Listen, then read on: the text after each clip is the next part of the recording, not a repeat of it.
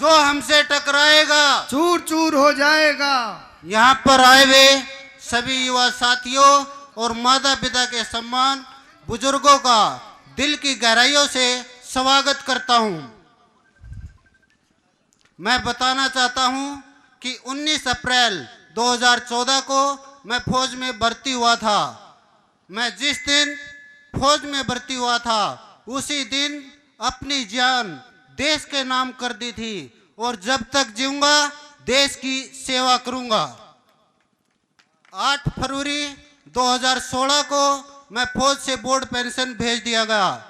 मैं फौज से जिस काम के लिए आया था मैं आज उसमें अपना पहला कदम टेकने जा रहा हूं और मुझे विश्वास है कि मेरे इस पहले कदम से ही सरकार की नींद उड़ जाएगी, क्योंकि सरकार को पता ही नहीं है कि भगत सिंह इज बैक।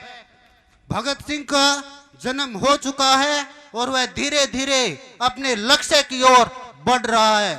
जो देश के अंदर गदर मचा रखा है, अब उन सब का हिसाब किताब अब उन भ्रष्ट नेताओं ने जनता को देना होगा। पहले भगत सिंह का मकसद देश को आजादी दिलाने का था और उसने अपना काम कर दिखाया। और अब जो मेरा देश आज बड़े बड़े उद्योगपति और भ्रष्ट नेताओं की गुलामी कर रहा है, अब मैं अपने देश को इन गद्दारों से आजाद करा के रहूंगा। अगर हमारी जवानी इस देश के काम ना आए तो ऐसी जिंदगी का क्या जीना। आप सबका खून खोलना चाहिए। अगर अब भी आपका खून ना खोले तो वो खून नहीं, वो पानी है। अब समय आप सबने अपने हक के लिए लड़ना होगा। अब समय आ चुका है, आप सब एक हो जाओ। पहले भी आपने सुना होगा कि जब पाप का घड़ा भर जाता है तो उसका अंत करने के लिए अवतार लिया जाता है। अब इस सरकार का भी पाप का घड़ा भर चुका है और इसका अंत 2024 में करना होगा। आपने एक फिल्म देखी होगी कि गब्बर कौन है। सबने कहा था कि सब गब्बर है, लेकिन अब भगत सिंह होगा और आप सबने भगत सिंह बनना पड़ेगा। इस सरकार की नासा मल्लठ देती सबको भगत सिंह बनना पड़ेगा। मान लीजिए आप डॉक्टर हैं, क्या आपके बच्चे डॉक्टर, उनके बच्चे डॉक्टर बन जाएंगे? फिर ये कांग्रेस, बीजेपी और इनेलो जो पार्टी है, इनका को खानदानी थोड़ी लख रखी है। फिर क्यों बार बार इनके पीछे पड़े रहते हो? अपनी सोच को बदलो और इन पार्टियों का सफाया कर दो और अपनी खुद की सरकार बनाओ। पहले कांग्रेस और बीजेपी को बनाना आपकी मजबूरी थी, लेकिन अब आपके सामने भगत सिंह युवा पार्टी खड़ी है। आप सबसे यही कहना चाहता हूं कि अब की बार भगत सिंह युवा पार्टी को लाना है और भगत सिंह को सफल बनाना है। पूरा देश मेरा एक परिवार है और परिवार खुश रहे इसकी जिम्मेवारी भी हमारी है। मेरे प्यारे देश की जनता पर जो भी मुसीबत आएगी वो सबसे पहले मुझसे टकराएगी। जब तक मैं जिंदा हूं तब तक मेरे देशवासियों पर थोड़ी सी भी परेशानी नहीं आने दूंगा। पूरे देश के अंदर खुशहाली ही खुशहाली होगी। भगत सिंह युवा पार्टी को आगे ले जाने के लिए तन मन धन से साथ देना होगा। अब किसी से डरने की जरूरत नहीं है। एसपी हो या डीसी, मंत्री हो या प्रधानमंत्री, किसी से डरने की जरूरत नहीं है। हमारे लिए अमीर और गरीब सब एक समान हैं। ना तो गलत काम करना और ना किसी से डरना। भगत सिंह अब अपने लड़ाई के मैदान में उतर चुका है। अब सरकार अपना कदम सोच समझ कर रखे, वरना इतना महंगा पड़ेगा कि सरकार ने कभी सपने में भी नहीं सोचा होगा। जो मैं कहता हूं वो करके दिखाता हूं। जब मैं अकेला पूरी पलटन को हिला सकता हूं तो मैं कुछ भी कर सकता हूं। जब मुझे मेरे सभी प्यारे देशवासियों का साथ मिलेगा तो हम कांग्रेस और बीजेपी से मुक्त भारत बना देंगे। फिर जनता को इन भ्रष्ट नेताओं की गुलामी नहीं करनी पड़ेगी। बीजेपी ने पूरा जोर लगा दिया दिल्ली में केजरीवाल को हराने का, फिर भी बीजेपी के हाथ कुछ नहीं लगा। माननीय केजरीवाल ने तो सिर्फ ट्रेलर दिखाया है, उसमें ही बीजेपी इतना घबरा रही है। तो सोचो जब हम फिल्म चलाएंगे तो इनका क्या हाल होगा। फिल्म तो अभी बाकी है। जब भगत सिंह युवा पार्टी का राज आएगा तो समझो दोबारा से राम राज्य आ जाएगा। सब एक समान होंगे। जो कानून जनता के लिए हैं वो सबके लिए होंगे, चाहे मंत्री हो या प्रधानमंत्री।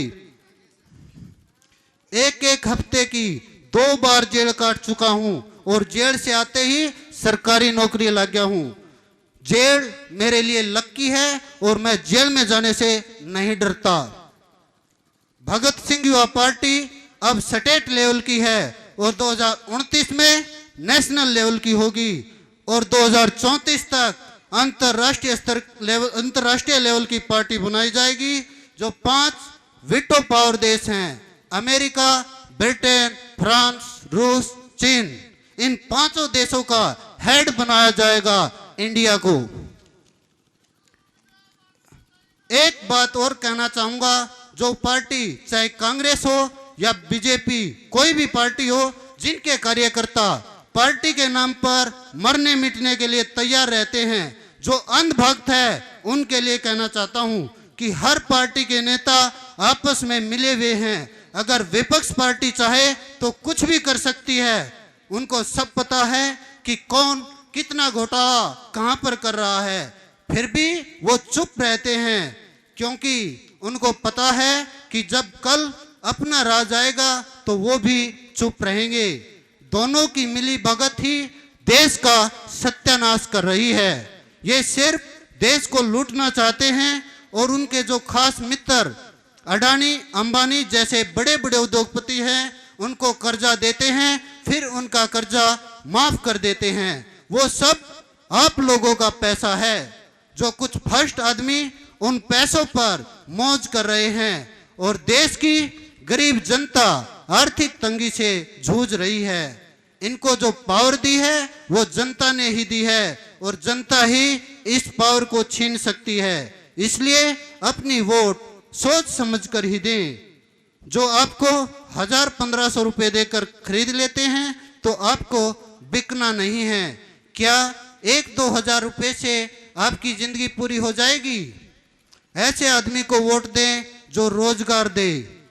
अगर घर से एक नौकरी लगती है तो पूरा परिवार अच्छे से जीता है। जो अच्छे काम करे उनको ही वोट दें। जो नेता बड़े बड़े वादे करते हैं, जो आप सबको पता है कि कैसे हमारे को पागल बनाते हैं कि 15-15 लाख रुपए आपके अकाउंट में आ जाएंगे, बुढ़ापा पेंशन 5100 रुपये कर देंगे, तो ऐसे झांसों में ना आए।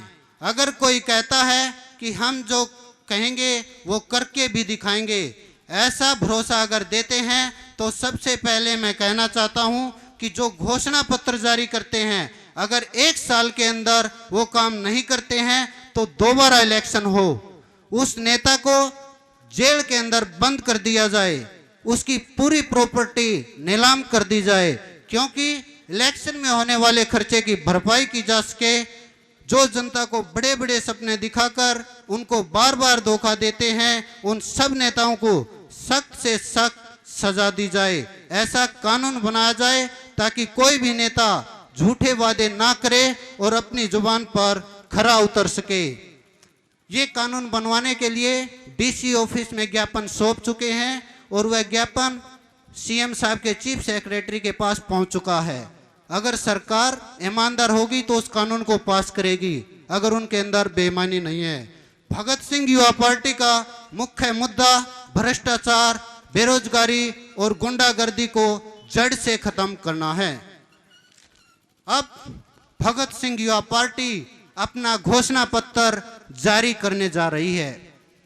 नंबर 1, विधायकों की पेंशन बंद करने का काम करेगी और कर्मचारियों की पेंशन लागू करेगी, क्योंकि जो जनता के सेवक होते हैं उन्हें पैसों की जरूरत नहीं होती। अगर जनता की सेवा करनी है तो निस्वार्थ भाव से करे।